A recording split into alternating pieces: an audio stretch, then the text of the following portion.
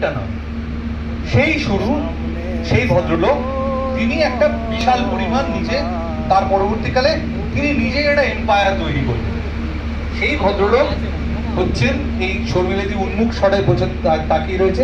শর্মিলাদি বাপের বাড়ি, তোমাদের বাপের বাড়ি পাড়ার কাছে, দ্য গ্রেট রামদুলাল দে সরকার, ছাতুবাবু লাটুবাবুদের পূর্বপুরুষ, একেবারে বুনিয়াদি ধনী।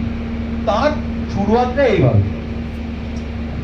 এখন ঝুড়ো দত্তর একটা ছিল কি, তিনি এত নিজের দাপট ছিল, তিনি নবকৃষ্ণ দেব বাহাদুরকে মানতে চাইতেন।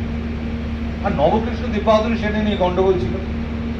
ঝুড়ো দত্তর গন্ডগোলটা ছিল যে ঝুড়ো দত্তর ছেলে, সে বাবু মানুষ হয়েছিল এবং একটি জবন বাইজির প্রেমে হাবুডুবু খেয়ে প্রায় ধর্মান্তকরণ করেছিল। তাই জন্য তাদের আর সুতানুটিতে থাকতে পারতো না। তাদের সুতানুটির বাইরে একটা বাগান বাড়ি, সেই বাগান বাড়িটার একটা আলাদা ইতিহাস আছে, সেটা আমরা টাচ করব। ওই খালপাড়ের বাগান বাড়ি মাথায় রাখবে। এইবার চূড়ো দত্তর গঙ্গা প্রাপ্তি হয়েছিল। চূড়ো দত্তর গঙ্গা প্রাপ্তি যখন হয়েছিল, তার আগে রাজা নবকৃষ্ণ দেব বাহাদুরের নাকি 3 বার গঙ্গা প্রাপ্তি হয়েছে। মানে তার মারা যাওয়ার সময় হয়েছে, তাকে গঙ্গার পাড়ে নিয়ে যাওয়া হয়েছে, তিনি আবার সুস্থ হয়ে ফেরত এসেছেন।